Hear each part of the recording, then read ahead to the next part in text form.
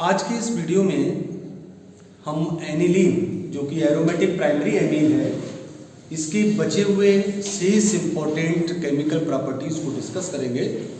पिछले वीडियो में हमने इसके मेथड्स ऑफ प्रिपरेशन और कुछ बेसिक कैरेक्टर की प्रॉपर्टीज़ को डिस्कस किया था। तो आज का हमारा मेन टॉपिक है केमिकल प्रॉपर्टीज़ ऑफ एनिलीन।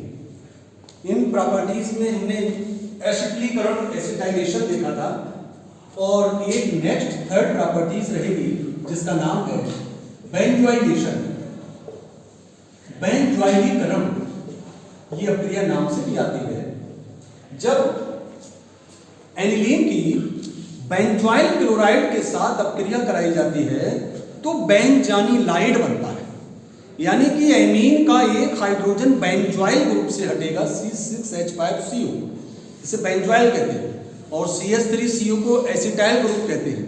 तो हमने लास्ट टाइम पे एसिटिलीकरण की बात की थी और यहाँ बेंजोइलेशन की बात करते हैं। तो यहाँ पर हम इसकी क्रिया बेंजोइल क्लोराइड से कराएंगे और पहले हम इस बेंजोइल क्लोराइड को लिखते हैं C6H5CO और फिर इस एनिलीन का एक हाइड्रोजन अलग कर दिया C6H5। तो यहां से जब इसका HCl एलिमिनेट करेंगे और बनेगा आपका C6H5CONH C6H5। इसको बेंजानिलाइड कहते हैं, बेंजानिलाइड कहते हैं, या एक और नाम भी हो सकता है इसका, जैसे C6H5CONH, ये बेंजामाइड होता है और इसका एक हाइड्रोजन हमने फिनाइल ग्रुप से हटा दिया तो एन फिनाइल बेंजामाइड भी कह सकते हैं। देखो इधर इस एमीन का एक हाइड्रोजन C6CONH2 जो बेंजामाइड होता है, इसका एक हाइड्रोजन इससे हटा दिया तो ये एन फिनाइल बेंजामाइड या बेंजानिलाइड की कहते हैं। और इस अपक्रिया का नाम है, एक वैज्ञानिक थे शॉर्टन बोमेन रिएक्शन कहते हैं सबको, इसलिए हमने इसको बताया शॉर्टन बोमेन अपक्रिया भी कहते हैं। ये बेंजानिलाइड बनता है। फोर्थ रिएक्शन जो कि बहुत ही महत्वपूर्ण है, बहुत ही महत्वपूर्ण है, और इसका नाम है कार्बाइल एमीन अपक्रिया, कार्बाइल एमीन रिएक्शन। इसी को आइसोसाइनाइड टेस्ट भी कहते हैं, आइसोसाइनाइड परीक्षण। इस अपक्रिया को केवल प्राथमिक एमीन देती हैं। तो एनिलीन की एक एरोमेटिक प्राइमरी एमीन है, तो जब एनिलीन की या एनिलीन को क्लोरोफॉर्म और कास्टिक पोटास के साथ गर्म किया जाता है तो फिनाइल साइनाइड बनता है, और फिनाइल आइसोसाइनाइड बनता है, जिसे हम फिनाइल कार्बाइल एमीन भी कहते हैं, जो कि एक बहुत ही दुर्गंधयुक्त होता है। और इस अपक्रिया को हम आइसोसाइनाइड परीक्षण या कार्बाइल एमीन अपक्रिया कहते हैं। रिएक्शन को देखेंगे। पहले हमको एनिलीन लिखना C6H5NH2, फिर क्लोरोफॉर्म CHCl3 रहता है, और चूंकि 3 क्लोरीन है इसलिए 3 कास्टिक पोटास लेंगे और इसको गर्म करेंगे।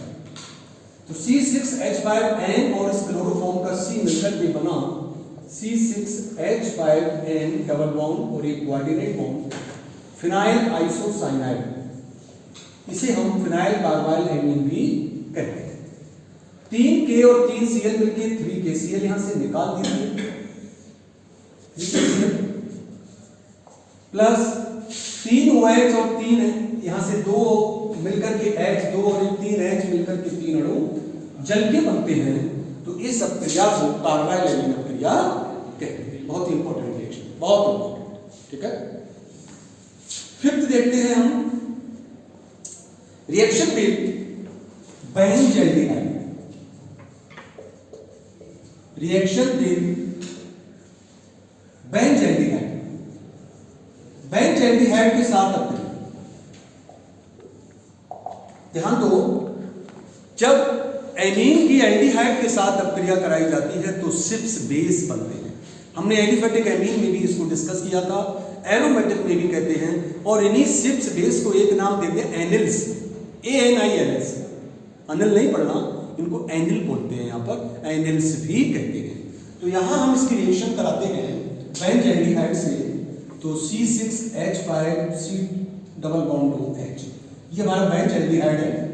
एनिलीन का H2 उधर पूरा लिखिए, C6H5 करिए, तो यहां से ये जल निकलेगा और आपका बनेगा C6H5CH double bond N C6H5।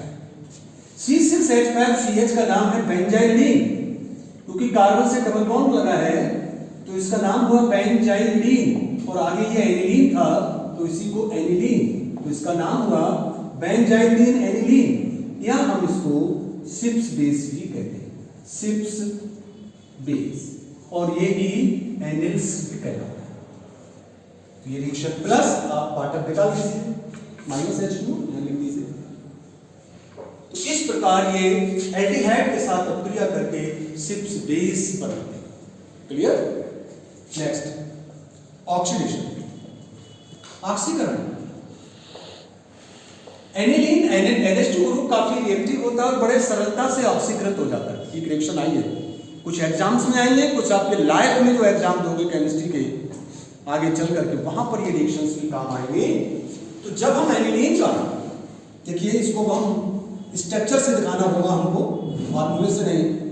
ये एनिलीन है और इस एनिलीन का जब अम्लीय सोडियम डाइक्रोमेट के द्वारा ऑक्सीकरण किया जाता है Na2Cr2 प्लस ये कंसंट्रेटेड H2SO2, ये हमने ऑक्सीडाइजिंग एजेंट लिया, तो ये NH2 ग्रुप भी ऑक्सीडाइज होता है और बेटा पैरा बेंजोक्विनोन बनता है। ये से हम para benzoquinone, quinone ketone group आ गया ना, पैरा बेंजोक्विनोन, ये ऑक्सीकरण पर ये रिएक्शन को देता है। ठीक है, और सेवन रिएक्शन इसकी बहुत ही इंपॉर्टेंट है। अब हम इसके न्यूक्लियस के कारण रिएक्शन कर रहे हैं, ये रिएक्शंस को हमने बंद कर दिया। इस NH2 ग्रुप के कारण अब तक इन रिएक्शंस को देखा, बेंजीन रिंग ने भाग नहीं लिया था। अब जो रिएक्शन डिस्कस कर रहे हैं उनमें बेंजीन न्यूक्लियस भाग लेगा, NH2 ग्रुप भाग नहीं लेगा। तो ये रिएक्शन बहुत इंपॉर्टेंट है और इसका नाम है reaction with bromine water. Reaction with bromine water, ये रिएक्शन बहुत है, Br वाटर। तो जब एनिलीन की क्रिया ब्रोमीन जल से की जाती है तो देखेंगे 3Br, ये ब्रोमीन वाटर लिया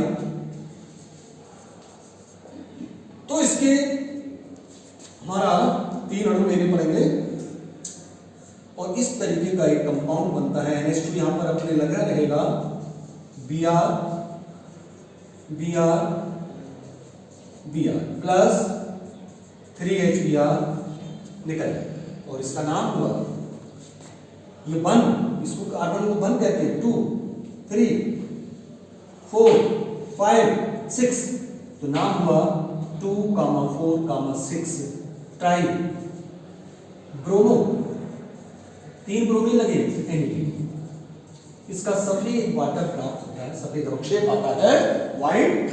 ये क्या बनता है इसके साथ 2, 4, 6 ट्राई ब्रोमो एनिलीन बनता है। ये हमने ब्रोमीन के साथ प्रक्रिया करा। अगर ये रिएक्शन हम इसका ब्रोमिनेशन कराते हैं कार्बन डाइसल्फाइड या CCl4 विलायक में लेते हैं, अगर हम यहां बात करें इसके ब्रोमिनेशन की, ये तो ब्रोमीन जल हो गया, ब्रोमीन गैस की बात करें ब्रोमिनेशन, तो बेटा इसका डायरेक्ट ब्रोमिनेशन नहीं होता है। ये NH2 ग्रुप बहुत सेंसिटिव है, बहुत जल्दी ऑक्सीकृत हो जाता है।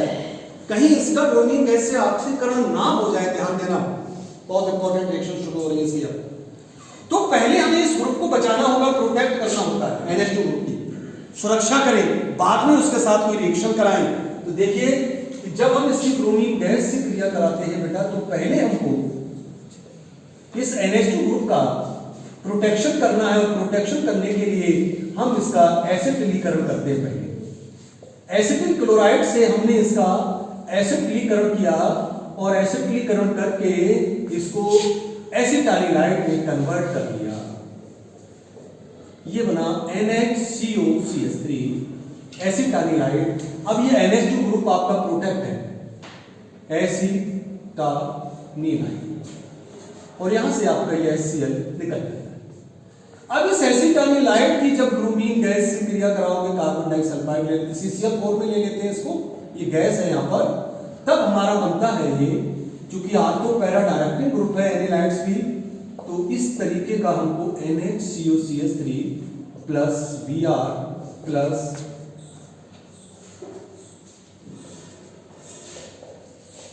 NHCOCH3 plus B, ortho bromo acetanilide और पैरा ब्रोमो एसिटानिलाइड का मिश्रण बना, और इसका आप अम्लीय जल अपघटन करा दीजिए। जब अम्लीय जल अपघटन कराएंगे तो यहां से रिलीज हो जाएगी, H इधर आ जाएगा और वो इधर आ जाएगा, और आपका दोबारा से ये NH2 में कन्वर्ट हो गया और यहां Br बनेगा प्लस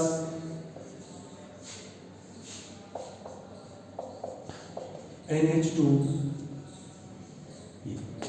यहां से एसिटिक एसिड CH3COH निकल जाएगा, है ना।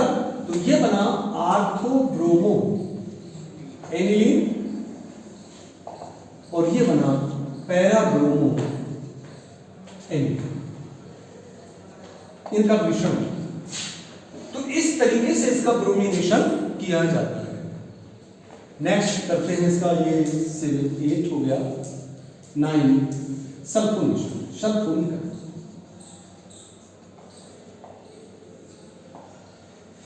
सल्फोनीकरण में जब हम एनिलीन की क्रिया सांद्र फ्यूमिंग सधूम, यहां पर ये सधूम सल्फ्यूरिक अम्ल लिया जाता है, इसको हम फ्यूमिंग H2SO4 कहते हैं। सांद्र, इसके अंदर जब उस सांद्र सल्फ्यूरिक अम्ल के अंदर सल्फर ट्राइऑक्साइड एक्सेस में घुला रहता है तो उसे सधूम सल्फ्यूरिक अम्ल कहते हैं, क्योंकि उसके अंदर से सल्फर ट्राइऑक्साइड और सल्फर डाइऑक्साइड की वाष्प या फ्यूम्स निकलते रहते हैं, उसे हम सधूम सल्फ्यूरिक अम्ल कहते हैं। इससे जब क्रिया कराते हैं तो इसमें और टेम्परेचर भी इसको गर्म करते हैं, लगभग 180 डिग्री पर लेते हैं।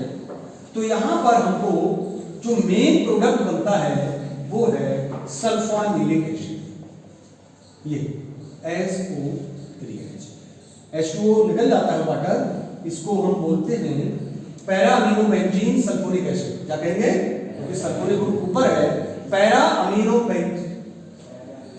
अमीनो एनिलीन सल्फोनिक एसिड या para amino benzene sulphonic acid. इसके रेस्पेक्ट में पैरा पोजीशन है para amino benzene sulphonic acid, और या इसका जो मार्केट का नाम है वो है सल्फानिलिक एसिड, सल्फानिलिक एसिड। ये बहुत ही इंपॉर्टेंट है, और तमाम जो औषधियां बनती हैं, जो ड्रग्स बनती हैं, उन ड्रग्स की शुरुआत इसी अम्ल से होती है। ये सब ड्रग्स बनाने में आता है, उसका पहला स्टेप है इसी से कन्वर्ट करके आगे की मेडिसिन्स बनाए जाते हैं। और लास्ट रिएक्शन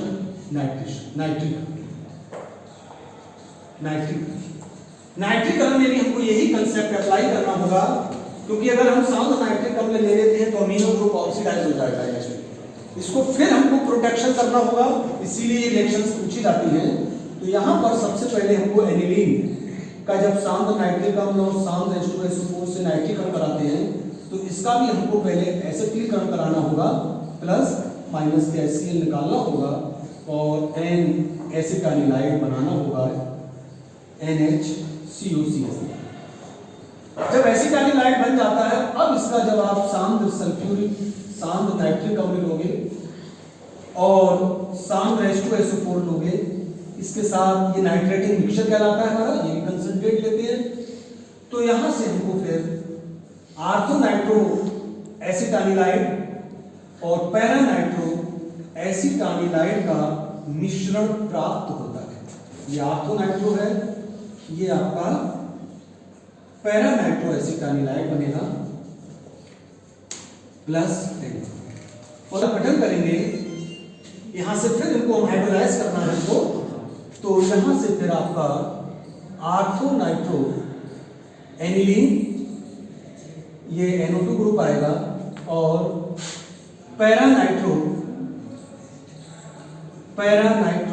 एनिलीन, ऑर्थोनाइट्रोएनिलीन और पैरानाइट्रोएनिलीन, इन दोनों का मिश्रण प्राप्त होता है। इस प्रकार ये हमारा नाइट्रेशन किया जाता है। तो इसी के साथ हमारी ये इस एनिलीन की प्रॉपर्टीज यहाँ पर फिनिश होती हैं और हमारी ये यूनिट भी समाप्त होती है यहाँ पर। थैंक यू, धन्यवाद।